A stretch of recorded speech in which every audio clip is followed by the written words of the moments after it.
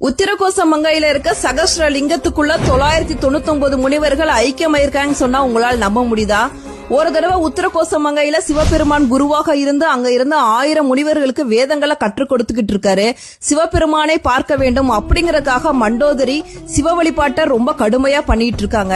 உடனே சிவபெருமான் தான் மண்டோதரிக்கு காட்சியளிக்க போவதாகவும் தான் திரும்பி வரும் வரை இந்த ஓலைச்சுவடிகளை பத்திரமாக பாத்துக்குங்க அப்படின்னு சொல்லிட்டு அங்க இருந்த 1000 முனிவர்கள்ட்ட ஒப்படைச்சிட்டு சிவபெருமான் மண்டோதரிக்கு காட்சியளிக்கிறதுக்காக போறாரு. மண்டோதரி முன்னாடி சிறு குழந்தையாக தோன்றார் சிவபெருமான். அப்ப அங்க வந்த ராவணன் சிவபெருமான தன் கைகளால் எடுக்கிறாரு. ராவணனோட கைவிரல் சிவபெருமான் மேல பட்ட உடனே உத்தரகோச மங்கையில இருக்க குளத்துல தீ பிளம்பு. உத்தரகோச மங்கையில இருக்க குளத்துல அக்னி பிளம்பு ஏற்படுது. அதுல 999 முனிவர்கள் விழுந்து தன்னோட உயிரை மாய்த்துக் கொள்கிறார்கள்.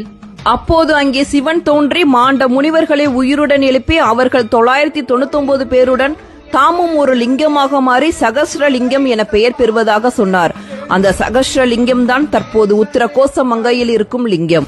வாக்கு தவறாமல் வேத சுவடிகளை பாதுகாத்த அந்த ஒரு முனிவரை அடுத்த பிறவியில் பாண்டிய நாட்டு மாணிக்க வாசகராய் பிறப்பித்து தன் அடிவர சிவபெருமான் அருளியதாக சிவபுராணத்தில் உள்ளது. சகஸ்ர லிங்கமும் அக்னி தீர்த்த குளமும் இன்றளவும் உத்தரகோச மங்கை கோவில்ல இருக்கு.